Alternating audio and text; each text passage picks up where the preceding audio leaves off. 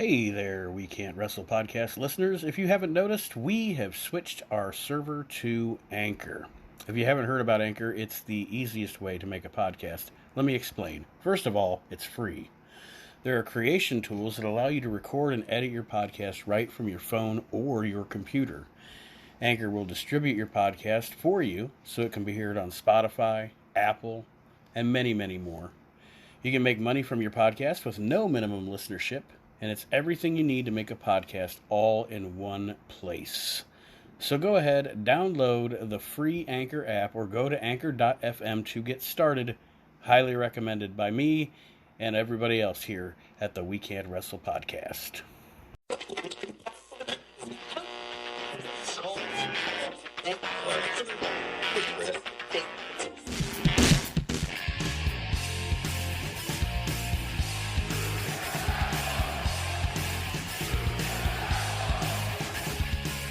You're listening to the We Can't Wrestle podcast. Now it's time for our host, Nate Manson.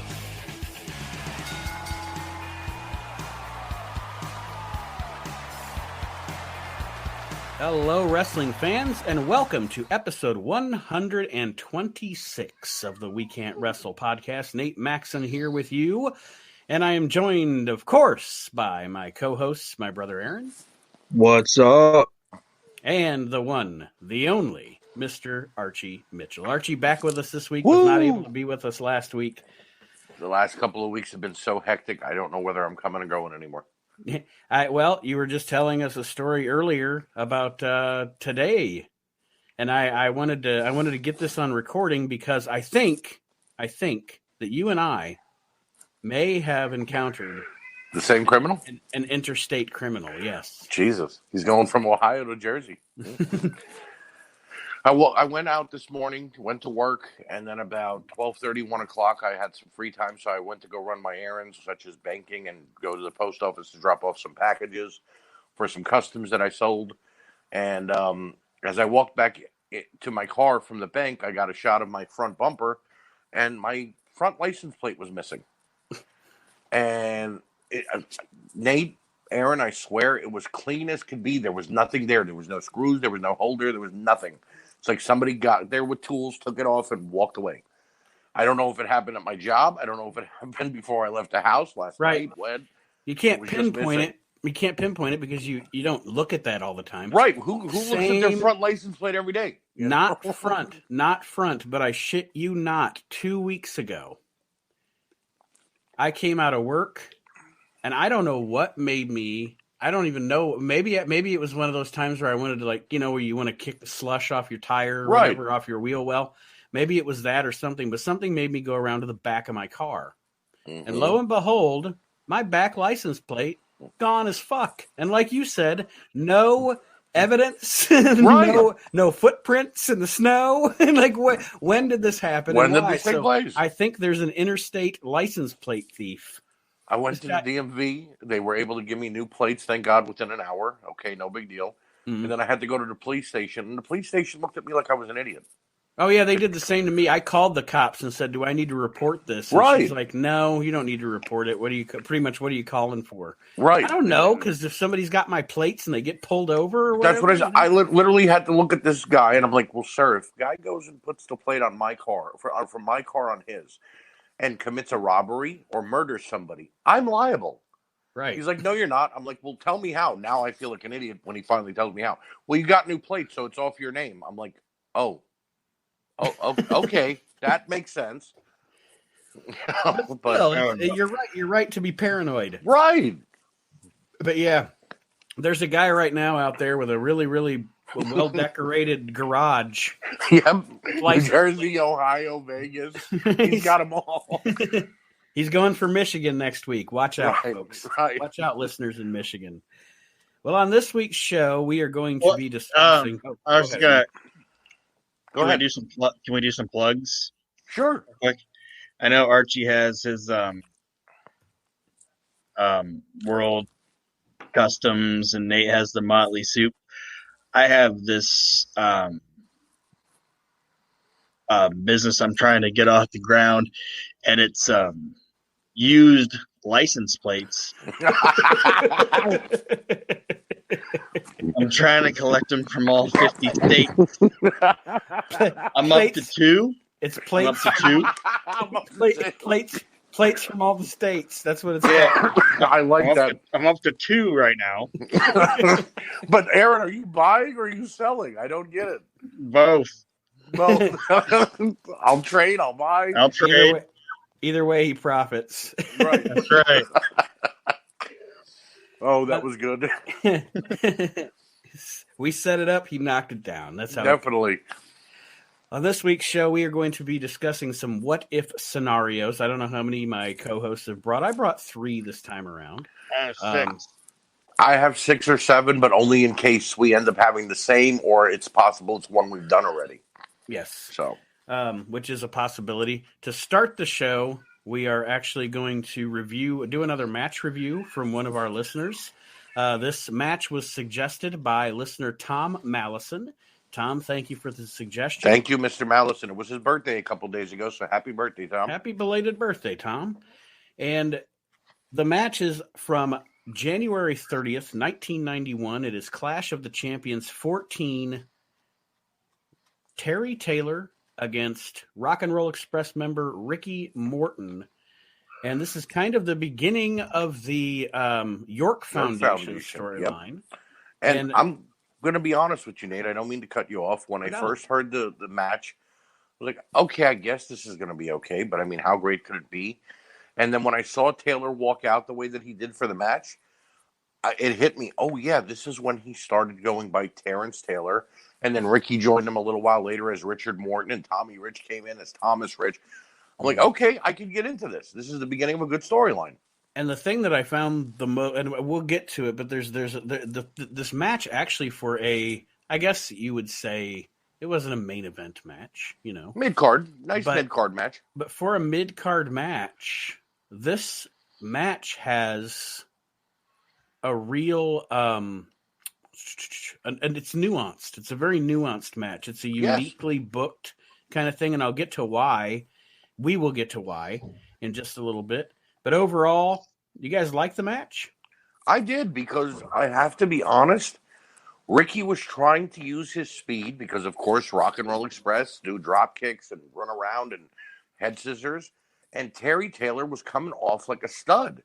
He was literally letting Ricky bounce off of him and taking him out and using his strength to keep Ricky down at all cost in the match.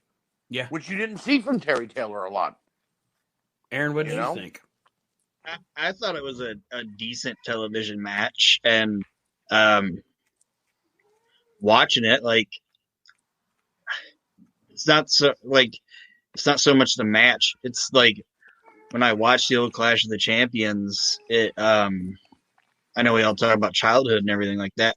Like, Nate and I were raised in a home that, like, both our parents were active parents or whatever, but we were raised by our mother, and our mother was a single income home. So guess what, kids? You're not dropping $40 for a pay-per-view. Right. So when Clash of the Champions came on, it was like fucking A.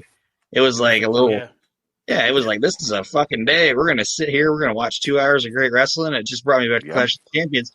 But this match was interesting because Terry starts it as a face. Yes. Like, he shakes hands with him and everything like that. And then when and Nate, I think you were probably going to talk about it, like when Terry Runnels comes on and says that Terrence Taylor is the newest acquisition of the York Foundation, and she comes out with the computer, then he starts working. He heals it up. That's actually kind of cool. He heals it up. That's exactly what I was going to say. He literally turns heel during the match. Right. And it was really cool. And it was, I guess, I didn't even remember. I mean, I've probably watched this Clash a few times, and maybe even when I was watching it, I wasn't really paying attention to this match. You know what I mean? Because I wasn't focused on it. One thing that I wanted to write down, or that I wanted to bring up that I wrote down, the match started off technical, good exchanges. Is there up there in the top 10 wrestling maneuvers of all time? a Ricky Morton rolling arm drag is a thing of beauty. Oh, I agree. He did a couple of those in this match. I always love to see those. There was a nice build up to a high cross body spot, and then you can watch Terry Taylor, and this is where I think sometimes he doesn't get credit for as good a worker as he is. You can watch Terry Taylor as this match goes, and that's why I said it's very nuanced. You watch him change a little bit through every move. The facial expressions, the moves. Through every he gets a little more aggressive. Through every time he gets put to the mat, he's a little more angry. He's a little more heelish. Yeah, and that's in my notes is that Terry Taylor is like super underrated.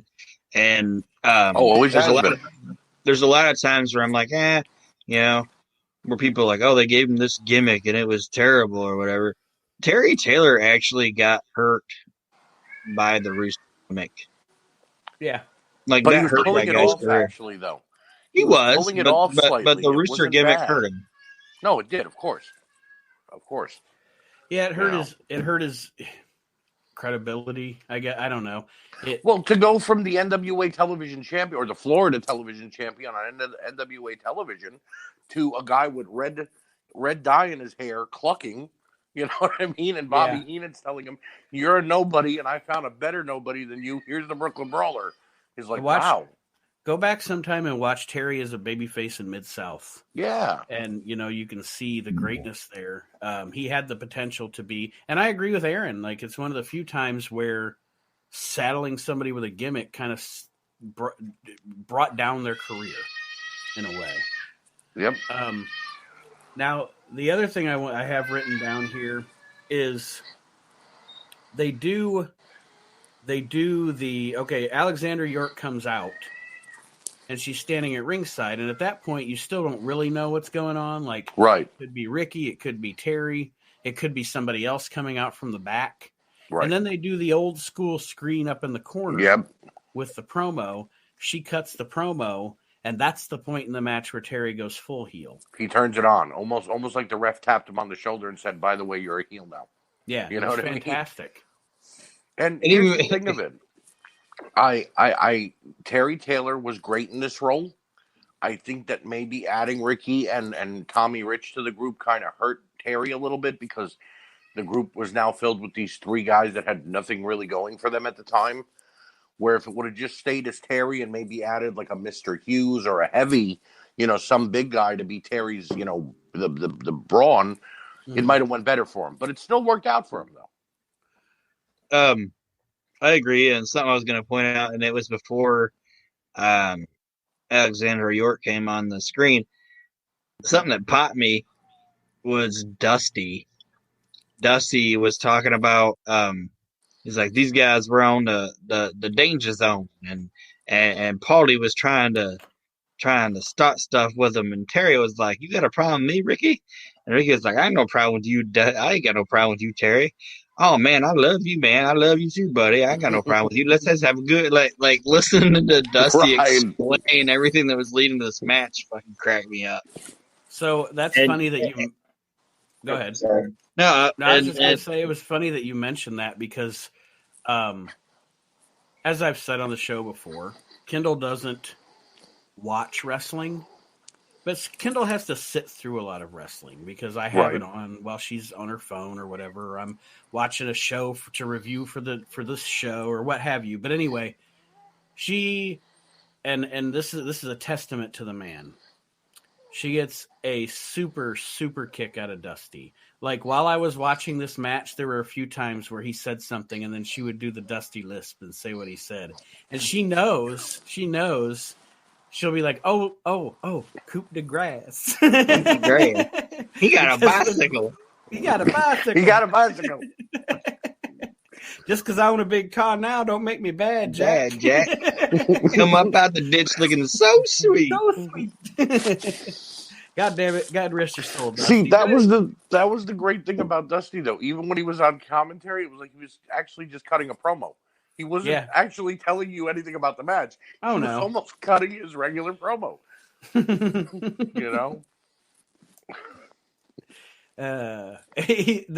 There's a match. There's a match between, I think it's Ultimo Dragon and Dean Malenko. Mhm. And they're doing the dragon screw leg whip, and Dusty loves the name. Like Mike Tenay says it, he's like, "Oh my God, dragon screw leg whip!" And Bobby Heenan goes, "You know what? Go ahead, Aaron, tell the line."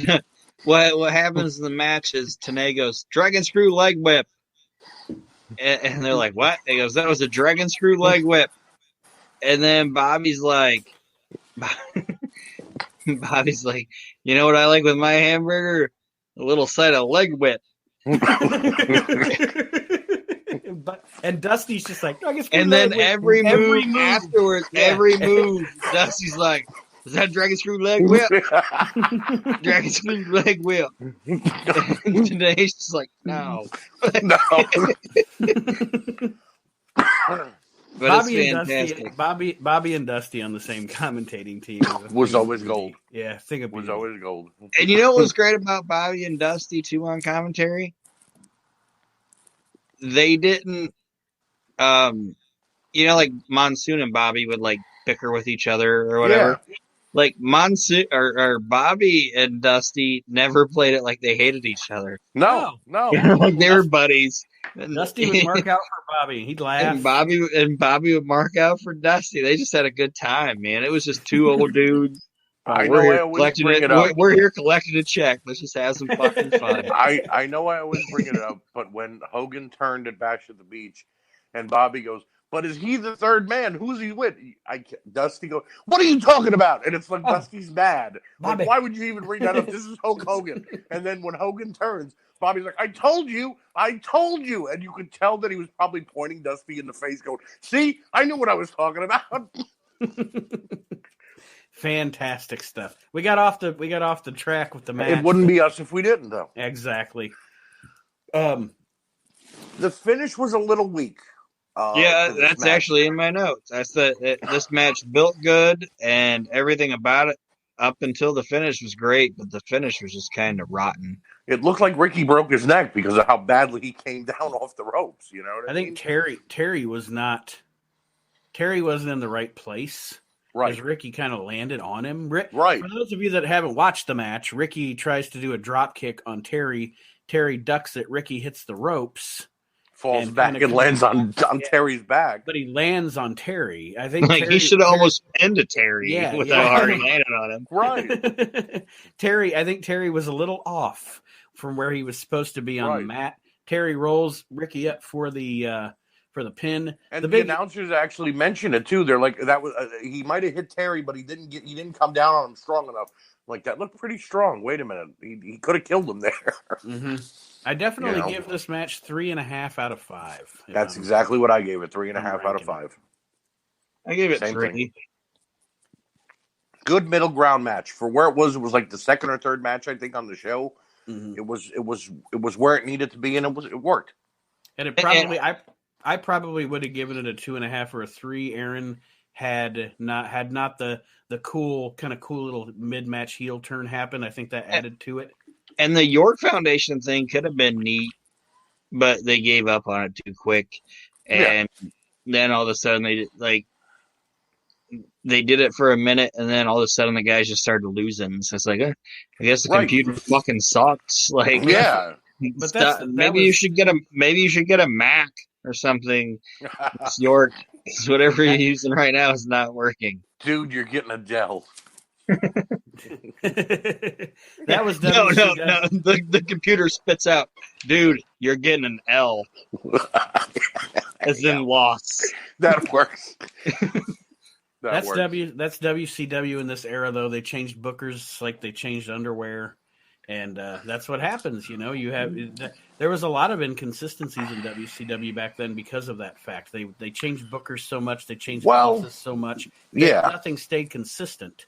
You know, and whoever they were trying to fill in as the booker was always somebody from the roster. I mean, look, I love Ric Flair, but I mean, he became head booker for a while, and it was just like, okay, who are we booking you to? Who are you booking yourself to beat this time? Right. You know what I mean? And then when he got off of the booking committee and they put Dusty in control, Dusty was great, but he was booking a lot of non-finishes, and he didn't want anyone to look weak. So they just never caught the right gear when they were shifting until, and I hate to give the devil his due, until they got Bischoff in there, because Bischoff knew how to control everything and take enough ideas from who and where and put it together. Yep. He maintained consistency Right. for at least 3 years. Right. So, at least 3. Whether all those decisions were correct or not, no. But at least, again, there was consistency. Anything else on this before we go into some what ifs, gentlemen? Nope.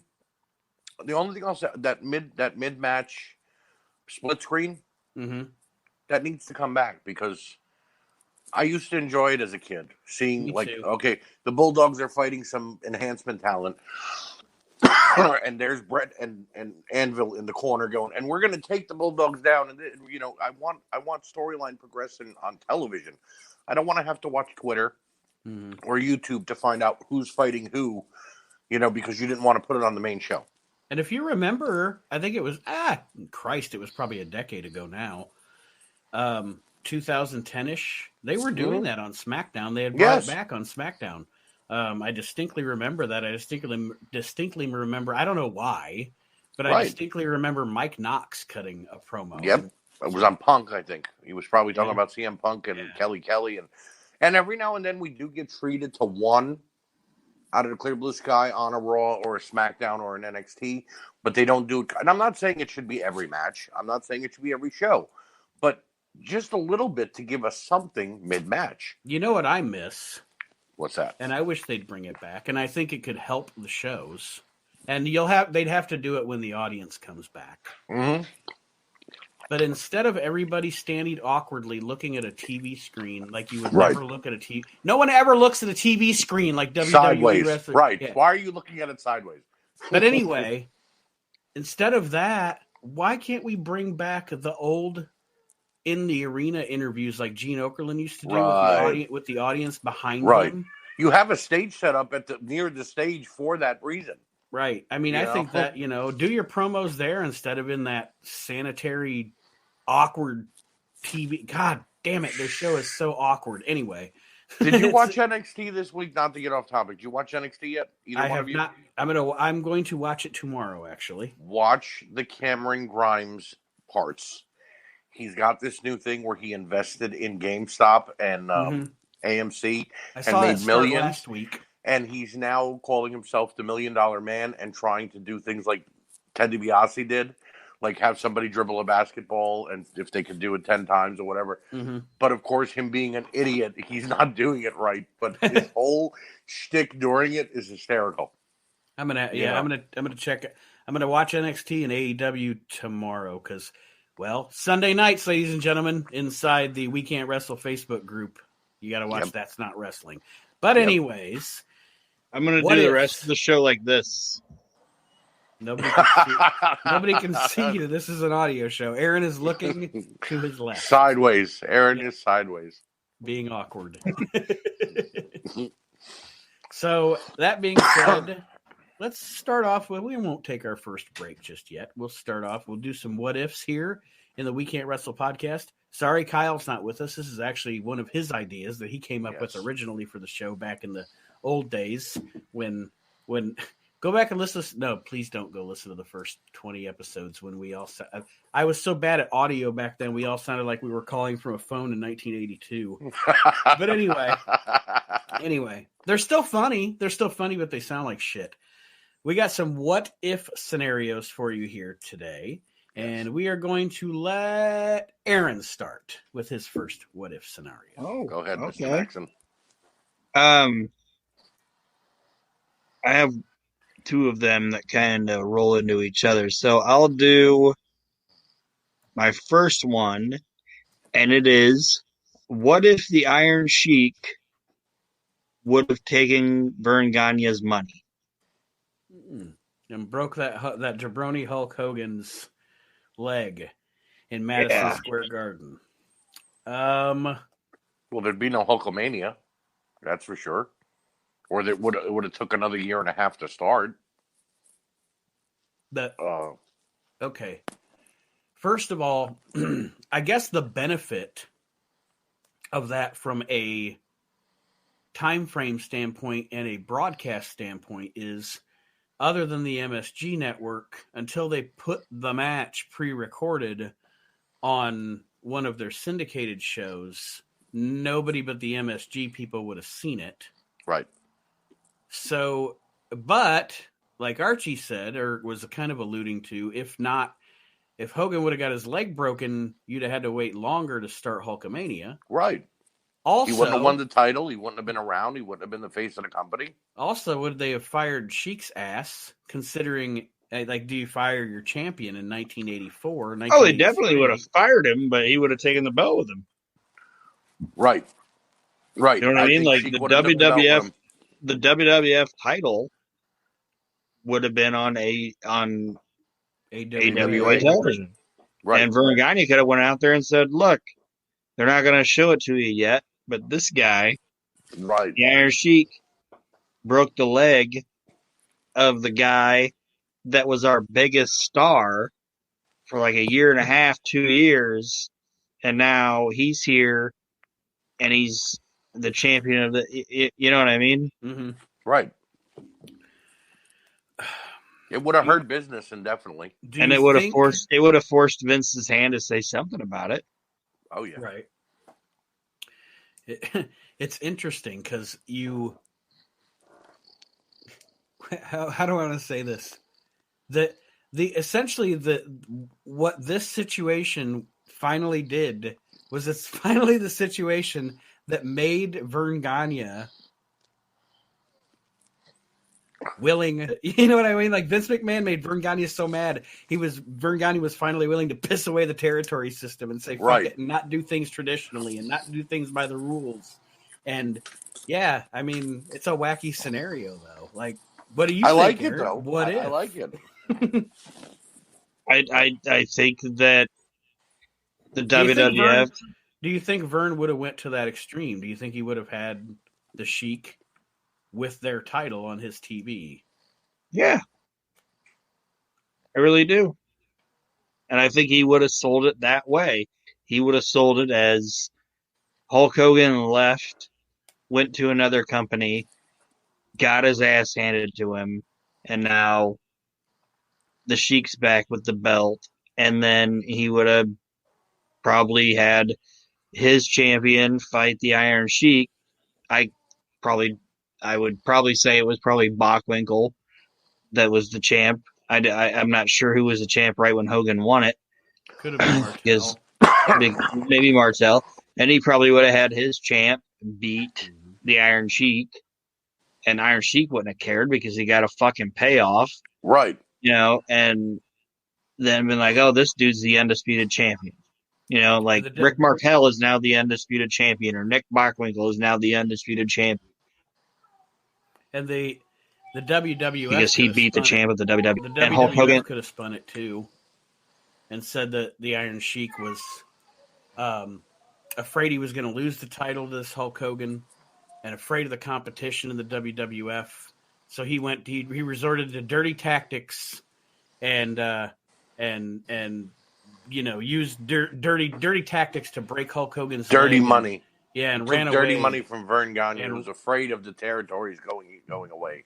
Yeah, I mean they could have spun it too, and that's the beauty of kayfabe, man. Yep. That's the beauty of that era, because you know what? The people in Minneapolis would have been like, "Yeah, fuck the WWF," and the people in New York would have been like, "Yeah, fuck the AWA," and that's what you would have had. And so essentially, it would have been a pardon me for sounding a little racist, but it would have been the white version of Biggie versus Tupac. Yeah, you got East Coast versus West Coast. East Coast and Minneapolis. Yeah.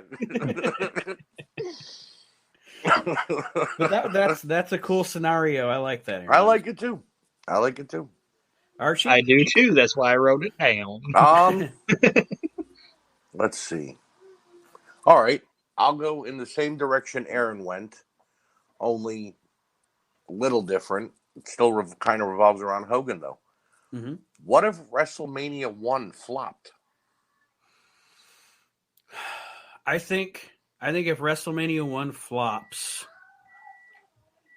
well, I know for a fact if WrestleMania 1 flopped, I say I know for a fact, and then I say I think, but I'm pretty sure that AWA probably, and you guys are going to go, what? Probably would have become the national promotion. As much as Vern Gagne tried to act like he was Mr. Territory and he wanted to respect the boundaries and all that stuff, he was Right. also making moves. ESPN, et cetera, et cetera. He was making moves too. Let's not bullshit the bullshitter here. Right. But well, obviously, if WrestleMania wouldn't have made it, then Vince would have had to sell his shares back to Monsoon and whoever else held shares in the WWF before. And I think you still eventually get to some kind of a nationalization for one, Right. 2, or 3 promotions. But I honestly see Gagne taking the advantage then, because he I think it would have been Crockett. really. I don't know. Yeah, Crockett had the better. You shouldn't say better. Crockett had the more. Crockett had the bigger balls than Vern Gagne, and Crockett had Turner behind him eventually, and Crockett had I guess I see what you're saying. Dusty had the bigger, grandiose. We're gonna do this. We're gonna do Starcade. Okay, Right, but I'll would say that this, have like halted anybody? Starcade was WrestleMania before WrestleMania. You know what I mean? Right. But they didn't have the money behind it, if that makes sense. No, And, I agree. and I think Crockett had the bigger balls than Vern Gagne to go out there and just be like, you know what? If we fail, we fail. But if we fucking make it, it's gonna be fucking money. If that makes sense. That's a good point too. That's a good point too. And like I said, he had Dusty, and Dusty, in a lot of ways, is similar to Vince McMahon. Yeah. To a certain extent, yes. You know, like grand ideas, maybe not the best like booker in the world, but can give you a show and a match. There's been plenty of people that said Vince McMahon can come up with an idea for a show and write all the matches and be like, this will be grandiose if we do this, and then put it out there and have people around him that have like great ideas to get you there, if that makes sense. Fill in the gap. Yeah. Right. Yeah, and I think the NWA would have taken off bigger and probably still done. They still would have done pay-per-view eventually, and But would that have scared anybody away from doing anything too big with closed circuit TV and pay per view? Because if this flopped, what are we going to put on that won't flop? I don't think it would have, because Crockett was still doing it even before Vince. But not as big as Vince did. You know, WrestleMania was meant to be seen in every household, and everybody got a chance to watch it, and for the first time ever. And so my feeling is it might have scared a couple of promoters, whether it be Vern Gagne or Jim Crockett, away from wanting to deal with pay-per-view for maybe a year or two longer until they perfected it or got it to a little bit better of an area that they could do better on. And then, when you would have saw companies get bigger. That's what I was going to say. Ultimately, 2 points I want to make. Firstly, if WrestleMania fails, it is it is not the death of the WWF. Oh, Vince would have brought for 2 reasons. Well, Vince wouldn't have had any stake in it anymore, because if it was a failure, he had to, if he didn't make his money back in X amount of time, he had to sell back. But anyway, and he was broke. But if he sells it back to the original stakeholders, et cetera, the WWF doesn't go anywhere, because, Archie lives in the New York, New Jersey area. It's the most populous area in the country. Yep. And it's where all the media is. Right. A promotion, the biggest promotion based in New York City, is not going anywhere. It may not be the biggest promotion in the world, but it's going to survive. Right. Now, the other thing is, eventually, whether Crockett, whether the AWA, whether somebody else in charge of the WWF would have made the move, things would still be then, or still be today, what they are. Okay. Because no matter what was going on with the wrestling business, the entertainment business, cable TV, etc., cable TV and the way things are entertainment-wise would have killed territory wrestling, period. Anyway, right. Whether Vince did it or not. You couldn't do territory wrestling now. No. With the internet, and you know what I mean? Like, you couldn't have Companies are trying it. Companies Well, are trying it nowadays. It can't work. It won't work. Yeah, you couldn't have Bob Armstrong go to one territory and say he broke his leg and then go to the next territory 2 weeks later and he was fine. It worked back when there wasn't internet and there wasn't, you know what I mean? Because people in Alabama didn't see TV in Cincinnati or whatever. So the territories would have died anyway. It just happened recently with the NWA. James Storm on their show got beat down. The next night he's on TNA or Impact. And people are asking, well, how is that? And his only reasoning of how that happened is, oh, we tape NWA 3 months ahead of schedule. Well, yeah, but we don't know that. Yeah, so you know, ultimately, I still think we wind up where we are today. Just somebody else is the Jefe. You know what I mean? That's the way it is. You think I'm right, Aaron? Yeah.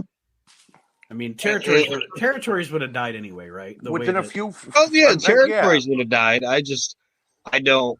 The only clip I saw was you saying that Gagne would have been the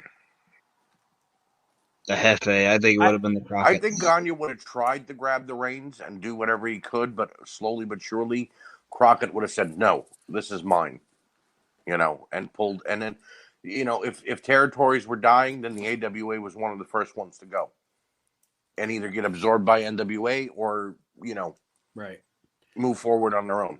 Fair enough. All right, Nate, yours. Go ahead. Yes, I will do one, and then we will take a break and come back with some more.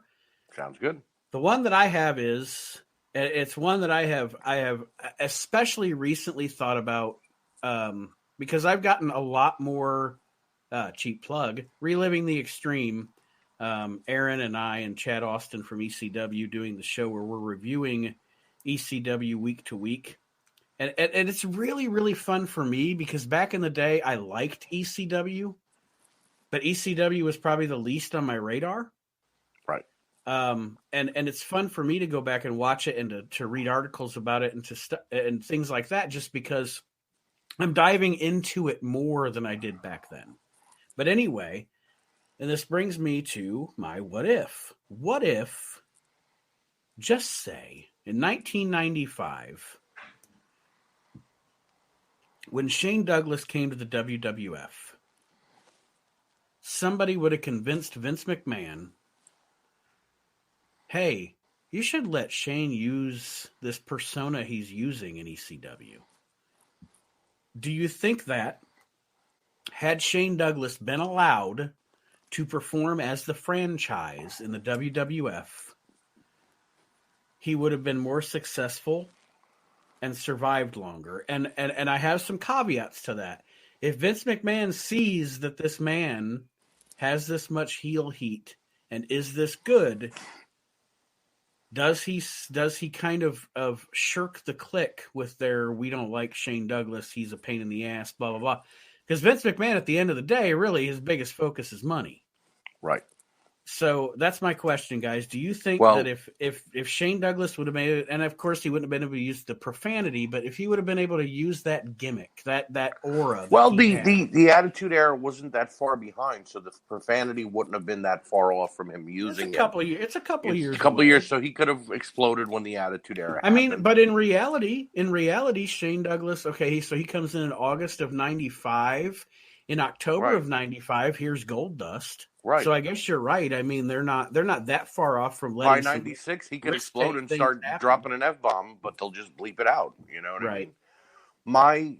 I'm happy you entered the extra little excerpt of, you know, for Vince to debunk the clique, because my answer was based on that. If he never Mhm. became friends with Shawn and Razor and Diesel, they were going to screw him over anyway. They were. Right. That's just the way they were. I've seen countless shoot interviews by Kevin Nash and Scott Hall themselves who have said, "Yeah, we just didn't like Shane, so we didn't want him there." You know what I mean? And that's them admitting it. Yeah. You know what I mean? I don't think Shane Douglas would have reached world heavyweight title status. No, in the WWF. Why? Because he was not as big as some of the bigger stars, size wise, and the franchise gimmick would have been great in the WWF, but I don't think a watered down franchise would have been okay. Mhm. Because we kind of got that in WCW when he finally went back there during the whole 99 and 2000 era. We discussed that. I said that was one of the worst jumps last week. Yeah, and he was full franchise there, and he got his matches with Ric Flair, and he got his matches with guys who he felt held him down, and it still didn't get him as over as he should have been. You know what I mean? The company's failing anyway. Why not put the title on Shane? Right. So I just think that in a WWF driven world, no matter what the case would have been, Shane would have done okay, floundered, and then still kind of ended up back in ECW, only it would have been a little bit longer before he returned. Okay. Aaron, what do you think? What I would say is, if he would have been allowed to be that franchise-esque character and not been saddled with the Dean Douglas character, and you guys might be like, oh, this is stupid or whatever, or it might be, you might say, oh, that's kind of a weird standpoint of it. If Shane Douglas would have been allowed to be Shane Douglas in 1995, Jeff Jarrett wouldn't be Jeff Jarrett. Good point. No, I see what you're saying. I think Shane Douglas is a better worker and a better performer than, and I like Jeff Jarrett, but he's a better performer than him. That Double J character would have been replaced by Shane Douglas, and I think that's where he would have been in that roster. I think he would have been the Jeff Jarrett. Yeah, I think he would have been the Jeff Jarrett of that company. Right, 6-month title reign with the Intercontinental title lasted pretty long in the. He might even have won a King of the Ring. You know what I mean? But it wouldn't have been enough. Yeah, like Mabel probably would have been King of the Ring. Probably would have been Shane Douglas. Right. And I think Jeff Jarrett does that. Okay, so that's not too. So what you're saying is he could have been top of the mid card, but probably never a bottom of the main event. Well, yeah. I agree with Aaron. He might have gotten a match with Bret Hart or Shawn for the world title, but he never would have won it. Like Shane Douglas is the Intercontinental Champion, but he's not main event in SummerSlam. He's not main event in WrestleMania, but he might be fighting Diesel for a title match in your house. Right. I mean, you look at the stacked card, the stacked roster they had back then, Nate. Granted, it didn't seem like it was pulling in that many greater ratings, but for the world title, you had Bret, Shawn, The Undertaker, Vader, Sid Justice, Diesel, and every now and then they would throw in a Jeff Jarrett or a Mabel or a British Bulldog. Mm-hmm. So those guys weren't beating the champions. Owen Hart had like 4 title matches against Shawn and Diesel. He never won it. But they were the placeholder. Like, okay, right. we're gonna do a couple in your houses in here, so let's get a couple good matches out of Shane. Right. Working with Diesel, Right.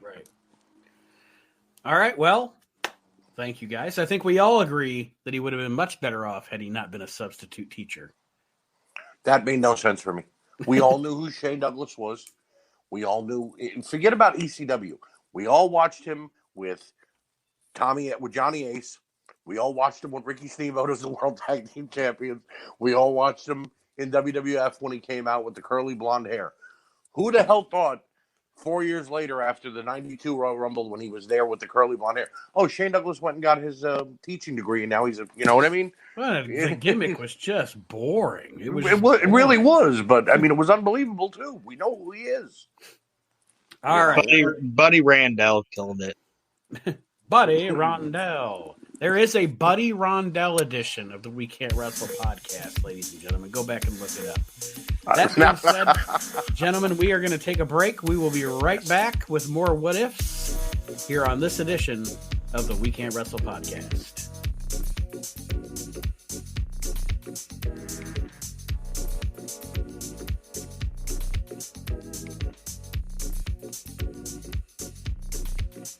All right, ladies and gentlemen, welcome back to the latest edition of the We Can't Wrestle podcast. And as you know, we are doing what if scenarios this week. Aaron has a couple more, Archie has a couple more, as do I. And we are joined by a special guest, not only one of the admins of the We Can't Wrestle podcast page and one of our co-hosts, but also the man, the myth, the legend from the Asylum, Mr. David Gold has joined us. David, welcome. David. Thank you for having me. Absolutely, anytime. Pass the ham. But it can't be. It can only be like a honey ham, though. It can't be like the low sodium. Low sodium. There are regulations here. Well, David showed up just in time for shameless plug time of the show. That's what we always do after the first break of the show. So let's let David go first then. Yeah, we'll let David. He's got a ton to plug, so go for it, Dave. Talk about the virtual asylum, et cetera, et cetera. David, give the people the info. Well, we have a lot of stuff coming up. We just announced that we're going to have Darby Allin on July 30th. Be cool. July 30th, 30th, for a meet and greet. And then I'm gonna spill the beans because it's gonna be announced anyways. We just got Brooke Hogan. Sweet. So we're gonna have her April 3rd. We got Bret Hart March 20th. I'm excited for that one. Dustin Rhodes March 13th. The same day I have Victoria Lisa Marie. The same day, so I have two shows the same day. But you'll be live for the Lisa Marie one, correct? Or no, that's not. Oh yeah, okay. I thought you'd be in. That's the in-person one, but that's not. It'll be on her fan page, on her Instagram. It's her show. We're just helping her run it. Awesome. We also, we announced Eric Redbeard, formerly known as Eric Rowan, on April 17th. We have May 1st. We have Mark. No, believe it's May 1st. Mark Marrow. May 8th is Kelly Kelly. May 22nd. We haven't announced it just yet, but it's going to be out there anyways. We have the Head Shrinkers. Oh, shit. So we'll have them. And then, of course, we're going to be at some cons over the coming months as well. We're going to be in Tennessee on July 31st and August 1st with Lisa Marie. That's where we're going to do our show with Darby Allin. So I could go on for hours, but I want to give you all some time. Hey, but you forgot one of the biggest ones, Ricky Steamboat. Yeah, we have Ricky Steamboat March the 6th. We'll be with him down in Tennessee to do his show live, probably in a conference room, live meet and greet with him.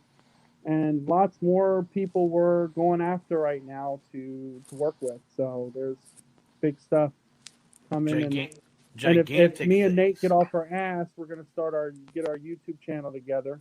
Yes. And I'd like to. This idea was from Zeka and Nick, where we bring in on a weekly, could be weekly or bi-weekly. We bring in an asylum member of choice that we feel is deemed fit, and we interview them for 10 minutes. So awesome. Give some content on our YouTube channel so we can start growing all this stuff. Now I have one question, because it wouldn't be me if I didn't have a question, David.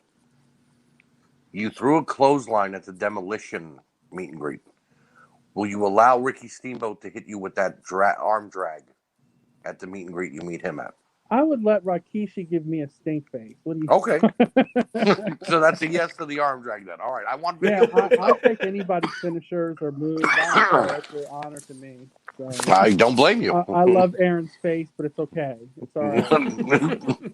It's an audio show anyway. Everybody loves my face, especially in audio form. If they paid you like $100,000 and was like, get in the ring and take a stink face, you would, Aaron. Get out of here.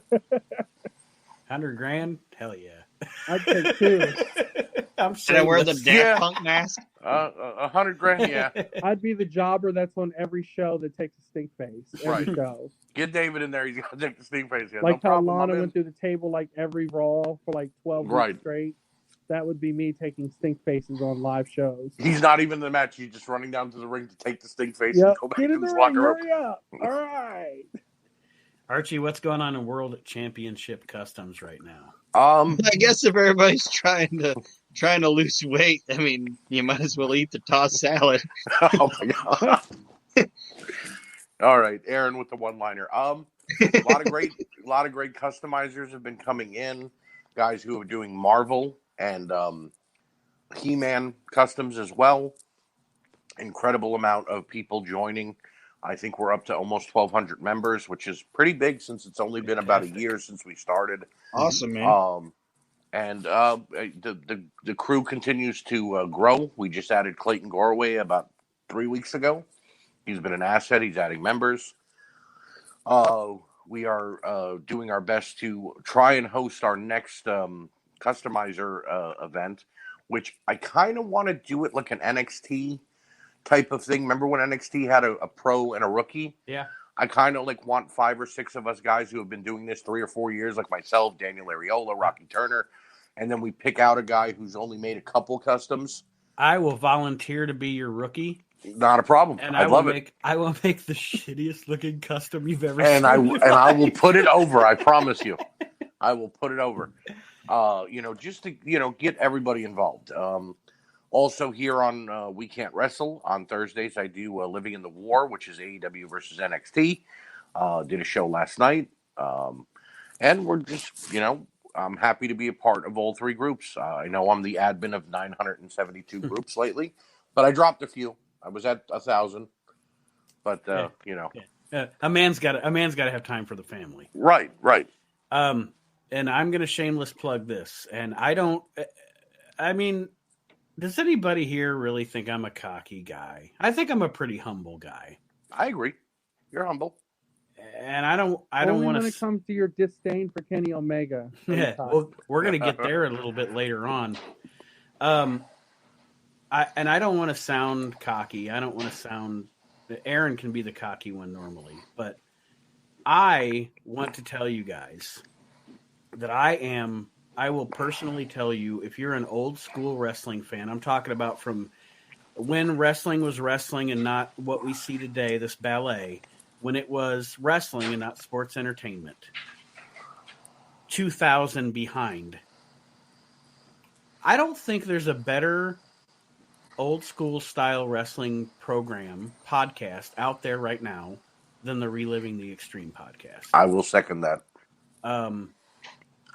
Aaron, Chad Austin from ECW, and myself talking about week to week, watching, reviewing, and talking about the history of ECW, the behind the scenes stuff, some of it. Obviously, Chad has insight because he was actually in the locker room. He worked with a lot of guys that were there. And dissecting the shows, it's been kind of comedic right now just because the early days of ECW were essentially a ridiculous Northeastern wrestling promotion, independent wrestling promotion, but we are now getting into the meat of the matter. The show that we're recording this, and then the show will be on Sunday, so the show that launched yesterday on Saturday, we're actually talking about the first time you see Sabu and Taz on ECW together in a match. Their first match in ECW was against each other. Yep. One of the great rivalries in that promotion's history. It's fucking insane. That match is fucking insane. But if you want to hear more of our thoughts on that, check out Reliving the Extreme with me, Aaron, and Chad Austin. And I do say, and not to sound cocky, I think it's a great product. I think we're doing a great show. It really is. And I think you guys would really enjoy it. So, all right, shameless plugs are over. Back into our what-if scenarios, and now David can chime in with his opinions on these what-if scenarios. Yes. Aaron, you're next. I don't. I think you guys could all agree, before we go into these what-ifs, I don't try to, pat myself on the back very much or sound cocky. Hold on, let me get that laugh track. Okay, go ahead. I'm as fucking humble. If I was a pie, I'd be humble. Right? Yeah, sure. The ECW podcast, which is my fucking baby, was something that I worked on for Nate for like a year to try to get him to do it, and I love it. It was like Kismic that fucking Chad wound up on it, and that's my favorite. This one's okay, but Reliving the Extreme is fantastic. Good job putting it over. Good job putting it over. Now give us your next what if scenario. Okay, I'm gonna let you guys pick. I have what I told Nate was like a double banger because the one question then rolls into another one, or I can just give the one that sits by itself. I say go with the double one. All right. Here's the double banger. What if Scott Hall jumps to WCW, but Kevin Nash doesn't? Wow. Like Kevin Nash gets cold feet, says nope, and he stayed. Is Vince paying Kevin more money? Because that's why Kevin left. I don't know all about that. Okay. I'm just saying that Scott Hall jumps, then Kevin Nash thinks about it, decides not to. I don't stays with the WWE. I don't think we have a full outsider coming. I think Hall is just one of the, is just an outsider by himself. Maybe they coerce Sean Waltman to come in quicker and be the other outsider with Hall, but it definitely doesn't work out well for Scott Hall in the NWO. You know what I mean? Do we even have an NWO? Well, Bischoff was hell-bent on getting that NWO storyline going because it was happening in Japan, and he loved what he saw happening in Japan. So, yes, but I just don't see Hall and even really Hogan being the main focal point of it right away because without Kevin Nash, it really it's just Hall coming out and being Razor Ramon. You know what I mean? Nash is I'll put over Kevin Nash. I love Kevin Nash. I think he's a great wrestler. I enjoyed talking to him when he was in the virtual asylum. Kevin Nash, when he walked up and said, so this is where the big boys play. Look at the adjective, play. And then he powerbombs Eric Bischoff a couple weeks later. Kevin Nash was the reason the NWO got such a big pop. Hall got a big pop when he entered, but then it started to fizzle out when Sting smacked him. So here's my thought on it. I don't think there's an NWO. I agree. However, I do think that, like Archie said, I mean, we all know Bischoff was already, jerking off to the Japanese storyline. I think he would have went in some sort of that direction at some point. But I think Scott Hall coming in by himself, because ultimately what Bischoff's impetus was that it was going to be that Scott Hall and Kevin Nash had both wrestled there under silly gimmicks and they'd been fucked over and et cetera, et cetera. Right. And they were coming back for revenge against the promotion that screwed them. Scott Hall comes in. I think he's still Scott Hall. I think he's still got the swagger. Right. He's still got the attitude. But instead of being part of a group like the NWO, he winds up becoming like an anti-authority figure like a Steve Austin. Right. Maybe he challenges figure. Savage. Maybe he challenges Sting. Well, and he's got the charisma and he's got the attitude to do a character like that. I think ultimately, though, whether even Hall was involved in it, they were going to try to do something. Oh, yeah. As far as an invasion angle goes. Because they already were trying. They tried it with the Japanese wrestlers a year before at Starrcade. They brought the Japanese in. They started a feud. They were beating the hell out of WCW, and then WCW rebounded. So they were sort of kind of trying some kind of invasion angle somewhere. But the NWO was the Kickstarter. I want to go ahead, Archie. No, go ahead. I was going to say, I want to give David his opportunity to respond, but I also then, after that, have a nightmare scenario for you. Okay, go ahead, David. I'm going to go in a completely different direction on this one. I'm going to say Paul comes in, because remember, he came first before Nash. Paul comes in, nasty attitude, acts like he's taken over the place. they never turn Hogan heel. Right. Hall goes after Hogan. Him and Hogan feud. Hogan stays in his, red and yellow attire, however long that stands, or whatever the case may be. Those two feud with one another. That lasts a couple months, and then to agree with Nate in a way, Hall is that anti-authority figure, but Hogan stays a face at this point. And I know John Majewski would hate to hear me say this, but I think if that happens, Hogan retires in 1996. Yep. Or goes back to the WWF. That red and yellow shit was done in 96. People were done with it, They were done with it in 94. Right. Yeah. That's why he left the WWF. So my nightmare scenario for you guys is I want you to consider before Scott Hall showed up on Nitro, Memorial Day of 1996, what Eric Bischoff's next plan was for the next big thing in pro wrestling, guys. Blood runs cold. It was Blood Runs Cold. Glacier, Mortis, Wrath. Mortal Kombat. There's where Eric Bischoff is going with WCW before he gets his hands on Hall and Nash. So that becomes the next big thing for WCW. Isn't that a nightmare scenario? Well, because WWF never steps up. They continue giving us the crap they gave us those years with our atom bombs and Borgas and their crap. So we don't get the Attitude Era. So, yeah, that's a nightmare scenario for wrestling in general. Because WCW made WWF step up, in my opinion. Well, they never start winning the war. They just keep ping-ponging back. One week it's WCW that wins, the next week it's WWE. Can I say this? And yes, like I said, this is why it's a double banger. Because Kevin Nash doesn't jump, so Diesel stays. Okay. Scott Hall's over there. So guess what doesn't happen? Triple H doesn't get punished because there's no curtain call. So Triple H wins the King of the Ring. So then we don't get Steve Austin winning. We don't get Austin 316. And we don't get Steve Austin saying, Austin 316 says, I just whooped your ass. And we don't get Stone Cold Steve Austin. Now, there's another thing here, too, that's kind of looming there, Aaron. It's possible Triple H doesn't ever approach Stephanie about dating.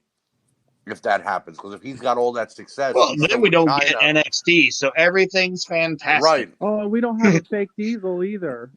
Right. so Glenn Jacobs doesn't get called up to the main roster. So then we don't have a Kane. No. Right. Oh my God! And then we don't have Undertaker, and we don't have Kane. Right. Then we don't have this, and then we don't have that. Kevin Nash jumping to WCW was integral to everything in my childhood. So Thank you, Kevin Nash. Thank you, Kevin Nash. Exactly. Everything WCW did made WWF step up. I mean, even the figures. Look at the Toy Biz line that came out right before, right during when BCA came out, right? Then you have those WCW figures looked way better. So they made WWF step up. So without all that going on, without Vince noticing, hey, wait a minute, this is better TV than what I'm putting on. We don't have what we had. So yeah, that's a huge deal. I wonder if Raw would have stayed taped because they eventually started going live. So would they have still stayed like 4 weeks ahead of schedule taping shows? This might have been the biggest what if ever. Definitely. I thought this was just going to be a throwaway thing of Kevin Nash. Aaron, you usually say your list is the best, and I usually joke with you, yeah, your list is the best. This was by far the best question you've ever asked on this show. I applaud you for that. Yay. Who knew the domino effect of Kevin Nash? You can add a third tier to that and say, let's say Nash does eventually jump. What if they went with the Sting route versus the Hogan route? Right. Like they were originally going to do. Mm-hmm. What would have happened there? It still would have been as big, but not as huge because it would have just been, WCW's biggest face defected. And Sting turning heel would have never touched Hogan. I was just never touched it. And let's be perfectly honest, even when Sting did turn heel, it was a popcorn fart. Yeah. Sting sucked as a heel. He was heel for 2 weeks, and then a week later he was like, I'm sorry. And everybody was like, okay, no problem, you're Sting. Yeah. Archie? Yes. This one is near and dear to my heart because I can never figure out why it never happened, and I want to get your guys' take. What if Arn Anderson would have became a world heavyweight champion? In the NWA? In either company. Who would he have won the belt against? Is my question. Well, if it's gonna be in the NWA or WCW, I would see it being a feud with Flair. If it's in the WWF, I see him possibly beating Randy Savage. Okay, Nah, NWA. First. Aaron will go first. Sorry, go ahead. Go first, ahead. Nate. Sorry. But what I was gonna say was I don't like the Flair thing, Archie. I don't and either. Here's why Right. I say that.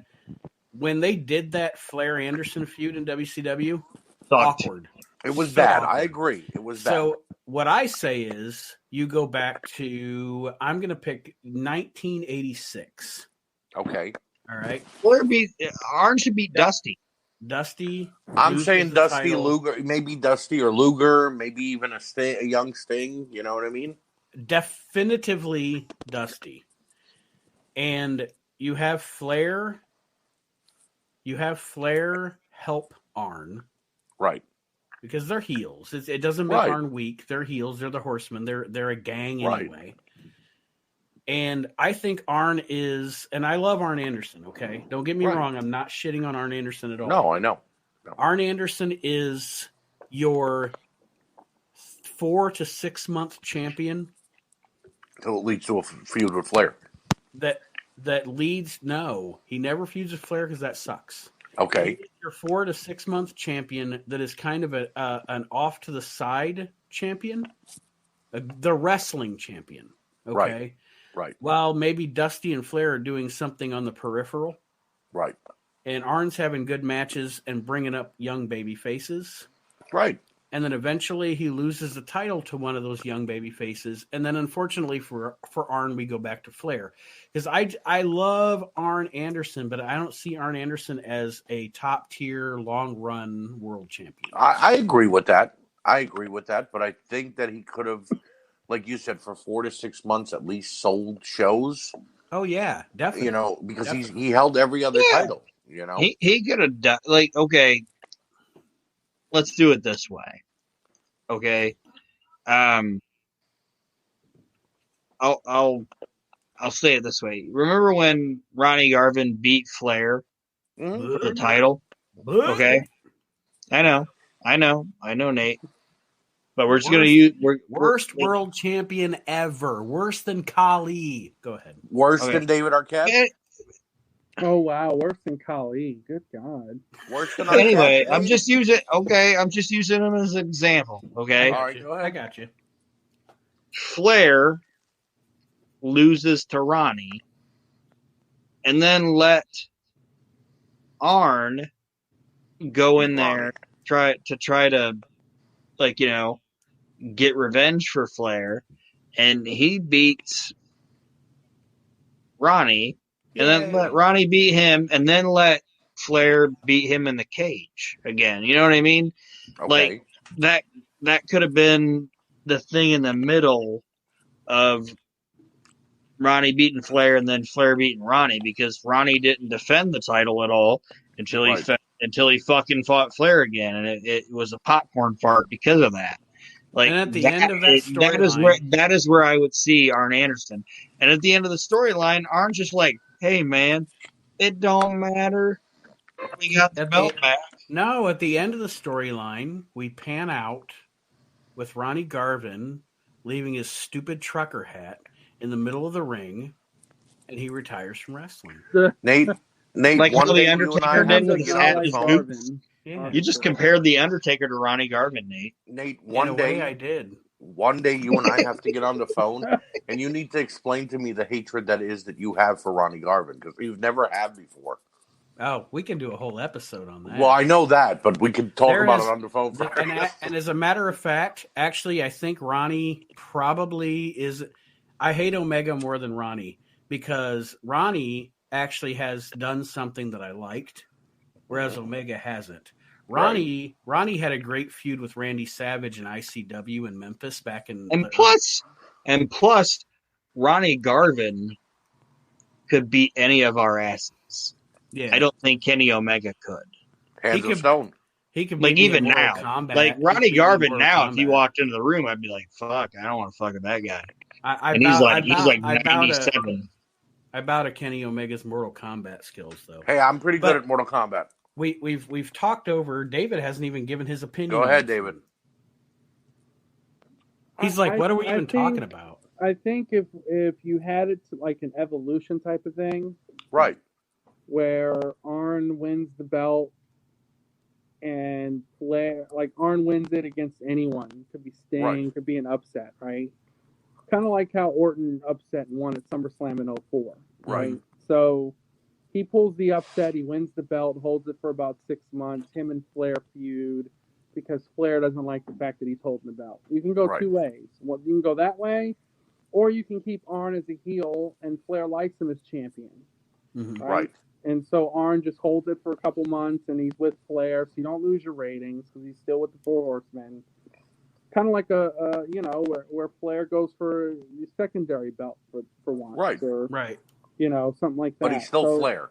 I feel like Arn does deserve the world title run, even though he didn't need the belt. But he didn't need it. No, I agree. He deserved the run, and if it's done correctly, you're good. So, but I have a what if I may. Oh, sure. Go right ahead. Not to cut you guys off, but no, go right ahead. And this one's just thought of on the spot. So, what if instead of Stone Cold Steve Austin winning the King of the Ring, right, and did his speech and everything, the WWF used Vader right and he won the King of the Ring? Then it's a win-win because, and as a matter of fact, I think it's a better win-win because that would have put WWF on a trajectory to use Vader correctly instead of incorrectly like they did. And I have said, we've talked about on multiple times on the show about Austin not winning the King of the Ring and et cetera, et cetera. He was so talented that he was going to happen anyway. No matter whether King of the Ring happened or not, Steve Austin was going to happen anyway. Yeah, Steve. Steve. Sorry, Nate.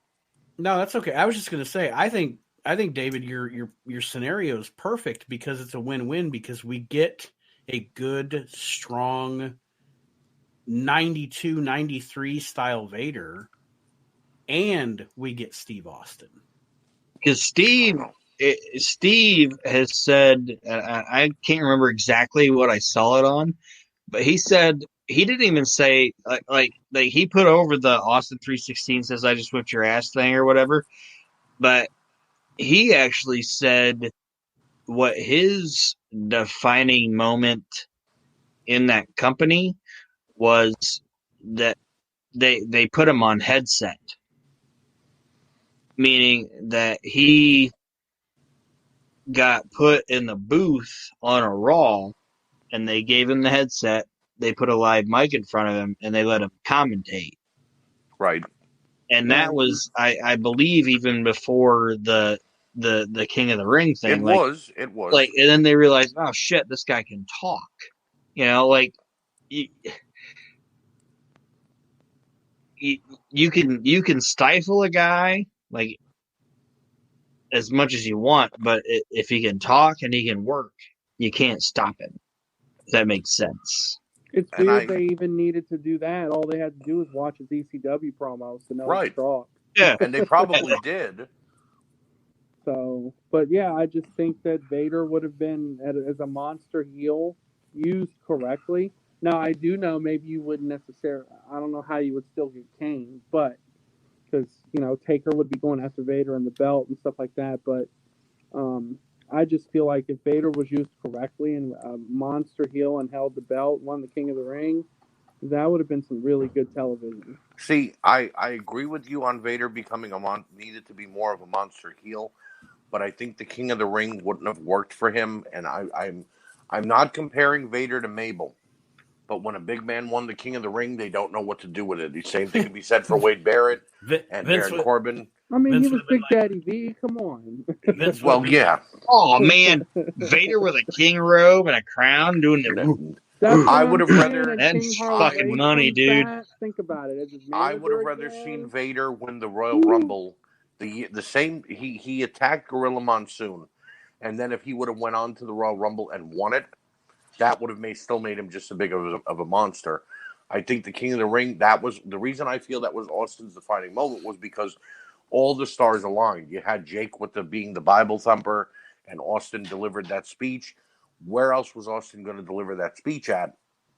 And that's what really kicked it off, because the very next night on Raw, there were Austin 316 signs everywhere. You know what I mean? People didn't even know what the hell it meant yet, but they still had it.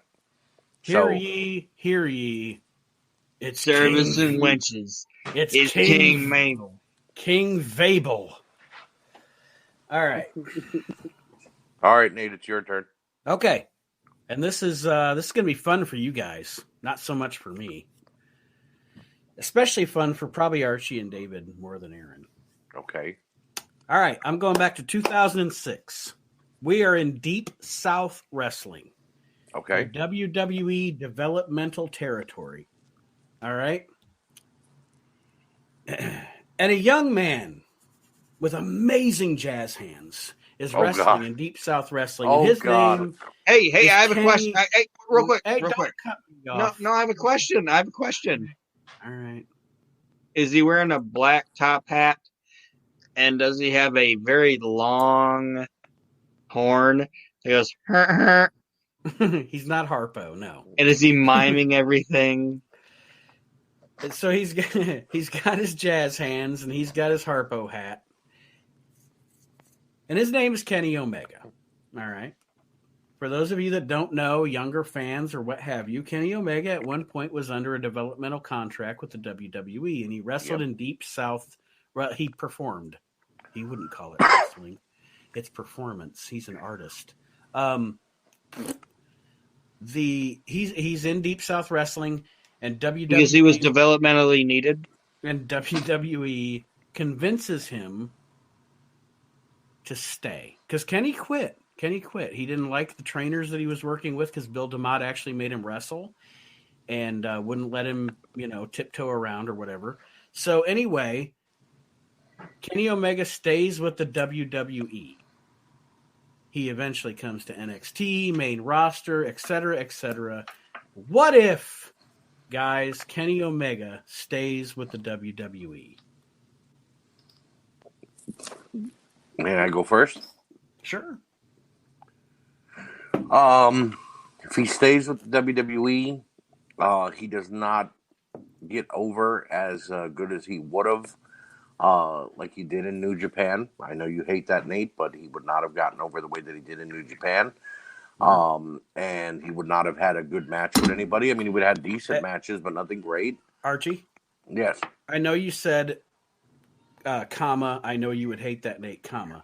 But no, seriously, the reason that I put this on my list was because I want to hear from people that might actually like this guy, right?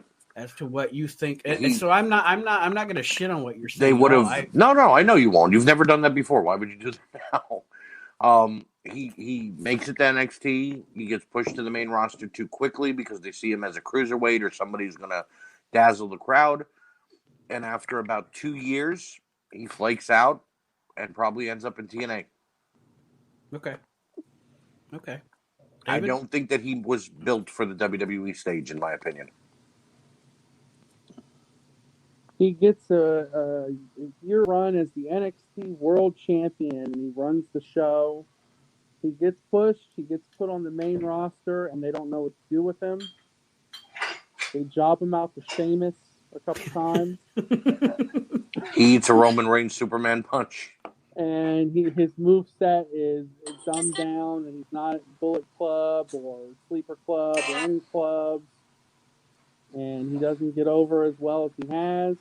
He goes back on the indie scene, and then he reinvents himself. But it takes years longer than what it took him. I had an amazing vision of him just getting Superman punched, Sheamus kicked, and David, you put me in hog heaven just then. I have him. I can just see him now getting thrown out of the Rumble by Nia Jax. Ooh, right. I'm giddy. But no, come on, guys. He would do it with class. Like when she threw him out, when she threw him out, he would like do a triple flip and then, he'd land on the ground and do some jazz hands and flip his hair around. See, David's saying getting thrown out by Nia Jax. I think the kiss of death for him would be they'd probably make him feud with Hornswoggle. Aaron, don't play any music if you're planning on playing music, because I was going to play it. I was going to give you an insightful opinion on your fucking question. Okay, don't get shitty. You know what he would be? He would be the most offensive member of the goddamn Spirit Squad. I love the Spirit Squad, though. Kenny. Wait, Kenny Omega would have been Kenny. Other Kenny. I'm sorry, I love the Spirit Squad. I know I'm like. No, I did too, David. But I'm saying that's what he would have been. He would have been a Gunner Scott or a Spirit Squad or a Luther Reigns or a fucking Palmer Cannon. He would have been one of those pieces of shit in those 2005 SmackDown Raw era people that meant nothing, and he means nothing now. And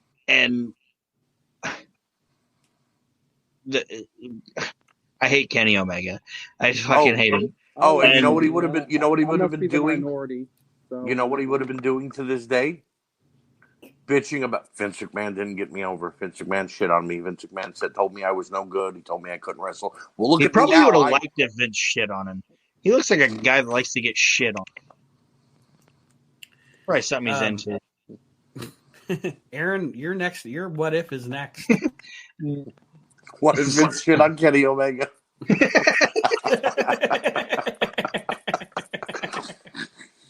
It's good shit, pal. It's good shit, pal. It's such good shit, pal.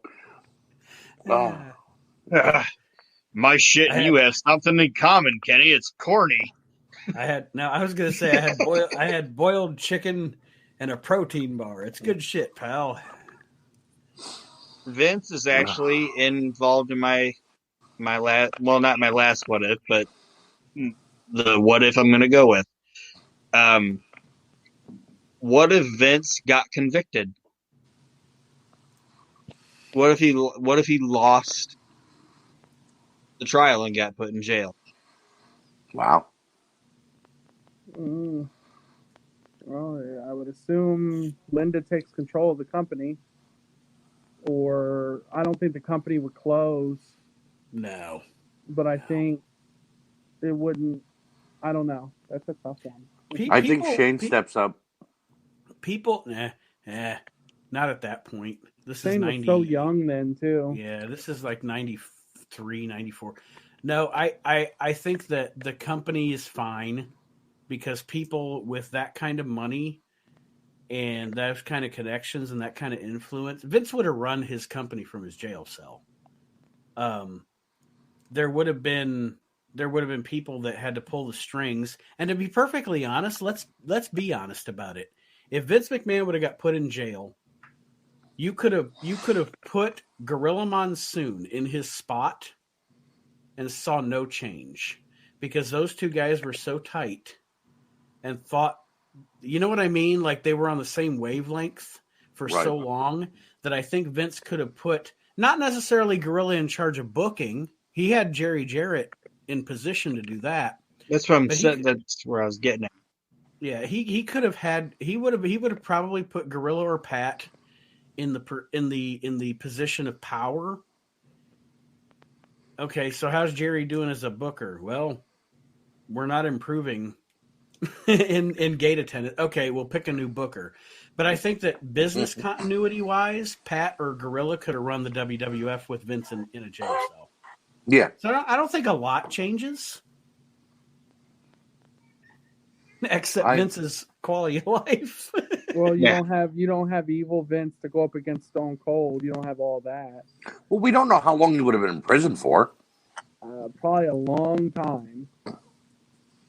We We all know he was fucking guilty, right? He'd be like, Jesus, Pat, how do you take this on a nightly basis?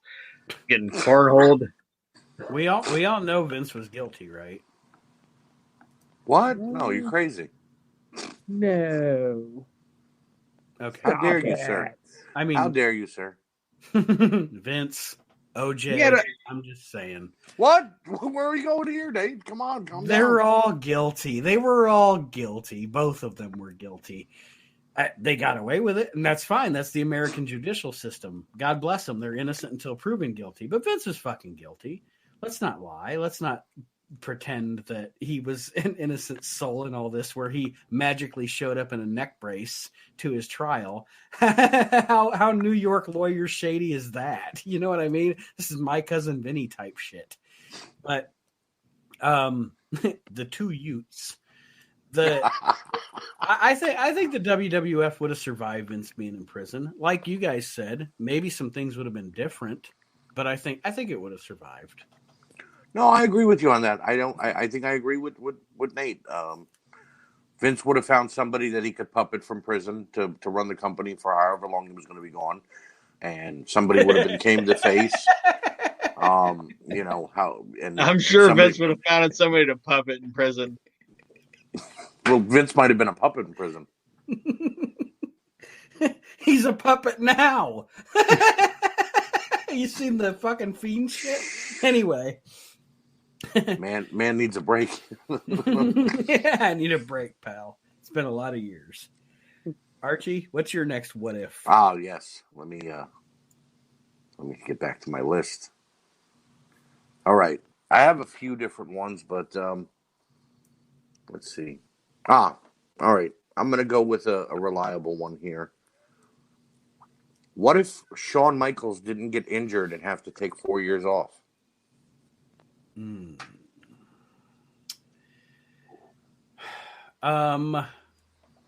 he give the belt up to Austin at WrestleMania? That's a huge question. Right. Does he still lose to Austin? I think he would have still lost to Austin. He would have still lost to Austin. Yeah, possibly. I think because affected Steve enough. It's not even a matter of respect. It's a matter of, even Vince McMahon said, Shawn would argue with me about everything until he went through the curtain. And then he would go out and give me exactly what I wanted to perfection. Right. It's almost like he was giving a hard time for the hell of it. He would have done it. Taker having to threaten him before he went out. Yeah. Can I say what the one thing that I would say off of Shawn not having to retire in '98? Do you know what I think it would have been? Honestly, what? I think the guy still would have been a star. Okay, and it's kind of how I said with the Shane Douglas, Jeff Jarrett thing. If Shawn doesn't retire, I don't think Mick Foley has the career that he had. That's a good point. That is actually a very good point. I like that. It's possible. He was big before he got to WWE too. Well, no, I understand. I'm just saying in the WWF, like, I don't think that Mick Foley, the Mankind character, gets like that title victory against The Rock and gets to run around the ring and do I don't think Foley moves up the ladder if Shawn doesn't go away. I think Shawn, after his commissioner run, if that happens, because he did that after he got injured, I see Shawn, after he drops the belt to Stone Cold, going to WCW. Really? Yep. I feel like he would have went to WCW and joined his Nash and Hall. Now, by that time, though, the NWO was in full swing.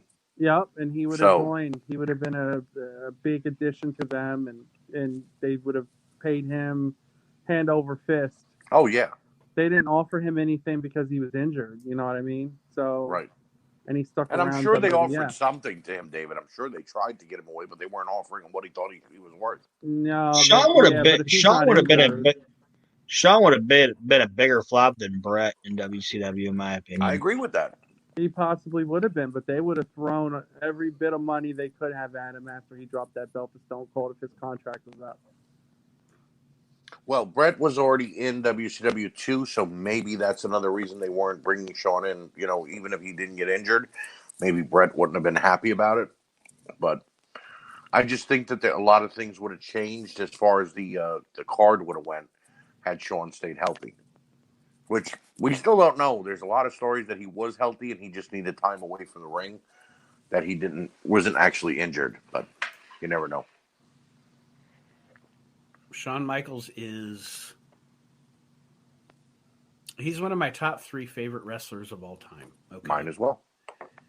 But if Shawn Michaels doesn't walk away and get his life together and have the surgery that he needs in 1998 and leave for 4 years,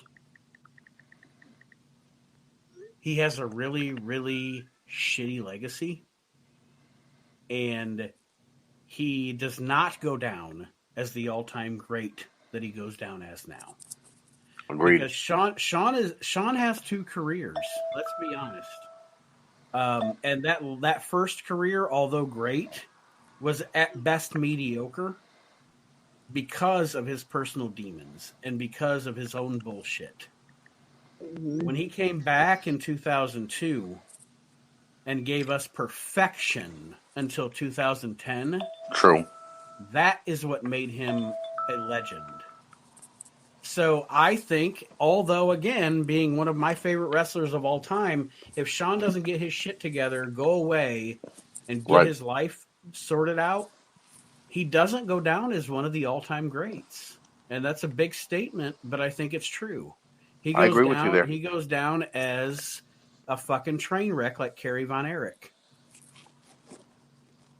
Am I wrong? No, I agree with you there. He needed that 4-year sabbatical so he can get clean and straighten his life out. He becomes a DVD that the WWE puts out in 2005 called "The Tragedy of Shawn Michaels." Or if he doesn't go home and get like his you shit said, together. or like you said with Kerry Von Erich, or like a Brian Pillman, where we never got to see how great this guy could be because his fucking demons and shit took him. Yeah. Maybe a little bit of praise for Kevin Nash because he introduced him to Whisper, the Nitro girl, and he married her and she fixed his life. More praise for Kevin Nash on this episode. Hey, damn. The name of this episode is going to be Kevin Nash is Cool. All right, guys. Kevin Nash fixes everything. Yeah. I have one more for you. Go for it. Okay. So we're going back to 1997. The screw job happens in Montreal. The less talked about that at this point on wrestling podcasts, the better. It's the most beat to death topic in a wrestling without podcast. A doubt. But anyway, I have a little offshoot from that. All right. The night after the Montreal screw job, they had a Raw in Ottawa, Canada. And one of the guys that decided, I don't want to work for this company because of what they did to Brett. I'm not going to Ottawa, was Mick Foley. And Mick Foley said, I'm not going. And he stayed in Montreal, et cetera, et cetera. Jim Ross eventually, and The Undertaker, honestly, talked him into coming back the next week. What if Mick Foley doesn't go back? What if after Montreal, let's not talk about Brett. We've all talked about that till we're blue in the face. Right. After Montreal, what if Mick Foley doesn't go back? What if he says, fuck that? I like Rick Rude. I'm not going back there. He goes back and works for Paulie. I don't think he'd go back to WCW. I think he goes to ECW. No, neither do I. I think I agree with Aaron there. He might go back to ECW. Japan. Help Terry Funk build the ECW a little more with the pay-per-views. We definitely don't get the Hell in a Cell fame of him being thrown off. He doesn't get the world title runs in the matches with The Rock in the empty arena and, halftime heat. He essentially helped The Rock become a better wrestler, in my opinion, because of the matches he had with The Rock. So maybe The Rock doesn't get over as much as he should have. We definitely don't get Dude Love and Stone Cold Steve Austin as the tag team champions, which sucks. That was awesome. Come on. It was. I wasn't joking. I was being serious. I liked him with Austin. I think that they had great appeal, and then I think he was great with The Rock too. You know, we don't get a "This Is Your Life" Rock. David, I want your opinion, and then I want to ask you guys a follow-up question. Well, hold on. Can I say something? Like we're talking about after the screw job, right? And it's more. It's not so much what happens with the WWF; it's what happens with Mick, right? Right. Yeah.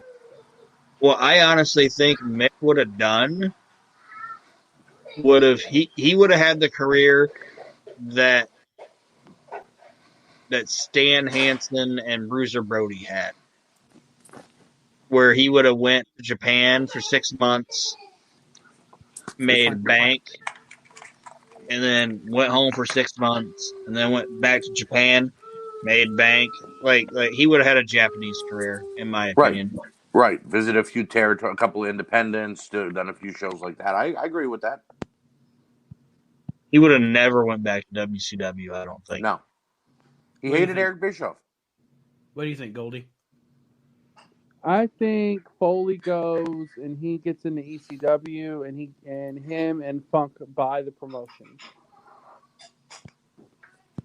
and they make it hardcore, and they start teaming up with Japan and doing all types of ridiculous stuff that we would have never dreamed of.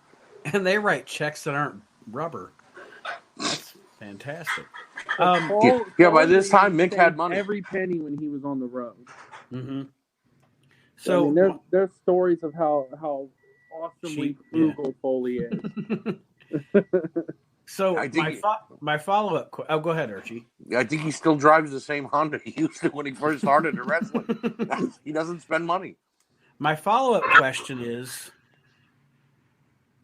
does Mick still become the legend that he is? Yes.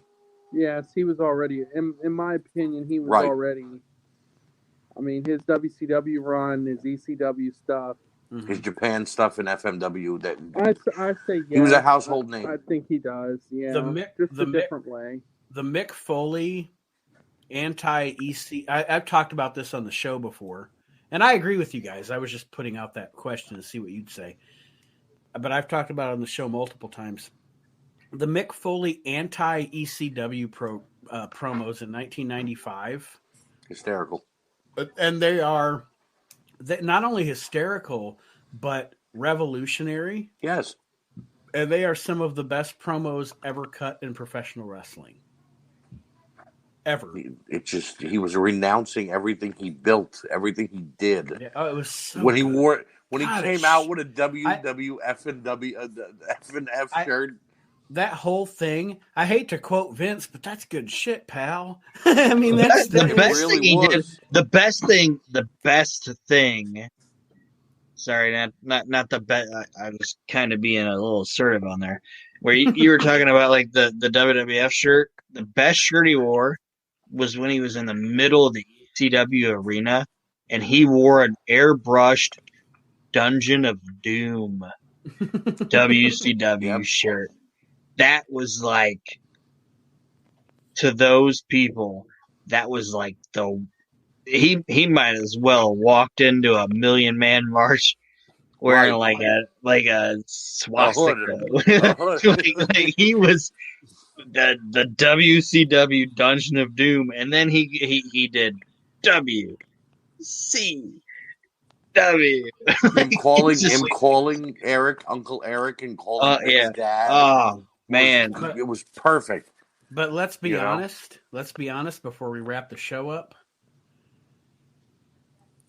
One of the top 5 greatest promos ever cut in the history of professional wrestling, and you guys can tell me I'm wrong, but I don't think you will, is the Kane Dewey promo. Yes. Oh yeah. The Kane Dewey promo is like it's a wrestling promo orgasm. It's fantastic. I mean, I don't know. It sounds silly to say it that way, but it's true. Like No, it is. It's perfect. It's a father in this, and none of what he says, and that's what Michael Hayes said. The epitome of a true heel is that he believes everything he's saying. You can't dispute anything he's saying. He goes in that promo. He is a. I'm a father, Archie. You're a father. Mm-hmm. He is a father, pouring his heart out. Like you South Philadelphia fucking bums. You stinky, goofy looking South Philadelphia bums are going to say, Kane, my little baby son, you motherfuckers. It is such a good promo. Yeah, and he wasn't wrong. The closest he ever got to it working for Vince was the one, and they didn't play it out long enough, but it was the one where it was the Raw after where he was like, it was the Raw after him and Terry were like tied to the cage or whatever. Oh, and he's sitting in the chair. Yeah, and he was like, I was getting my ass kicked, and I was giving everything for you people, and all you kept chanting was Stone Cold, Stone Cold. And he walked off. And then, like, the next week, he was back as fucking Dude Love or whatever. But he was healed up. Yeah, but they didn't give it enough time to marinate. Right. But that Kane Dewey shit is fantastic. And he wasn't that far off about Philadelphia people. They really are like that. They're bums, they're smelly, they're ugly. I can say that because I deal with Philadelphia people all day long. Apparently they steal license plates. Yep. No, those are New Jersey and Ohio people. Right. You haven't stolen a plate in Pennsylvania yet, Aaron. Well, no, I'm saying maybe the person that's... Never mind.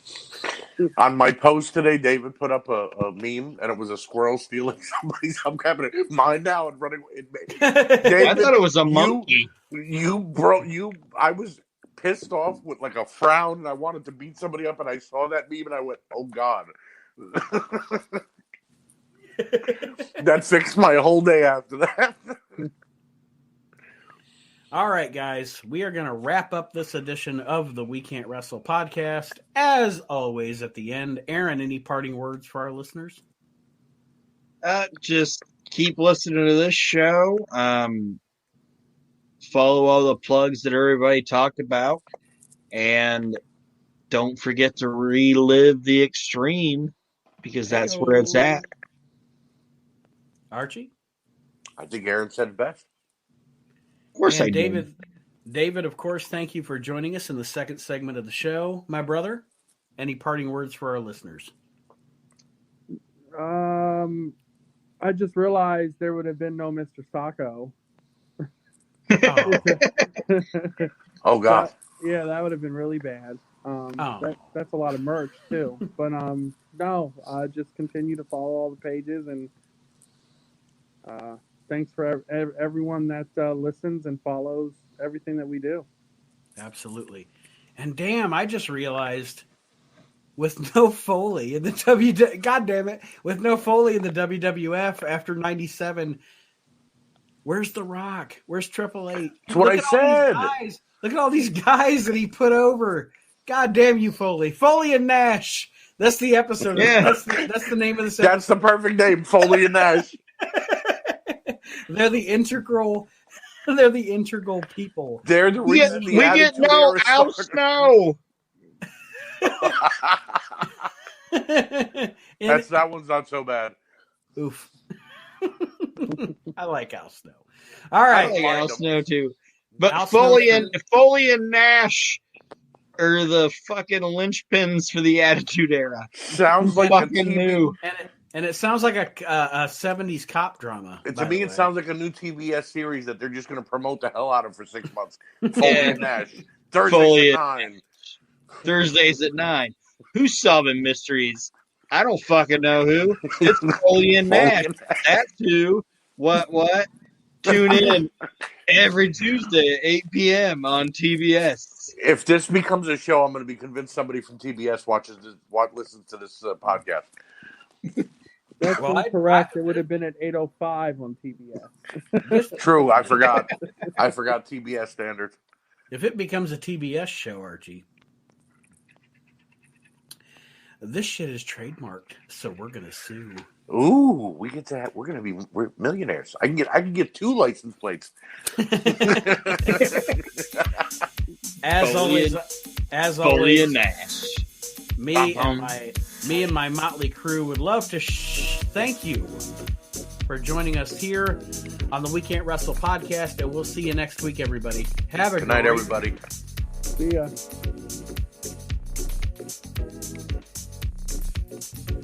The We Can't Wrestle podcast is a production of Maxin' Out Media. All rights reserved.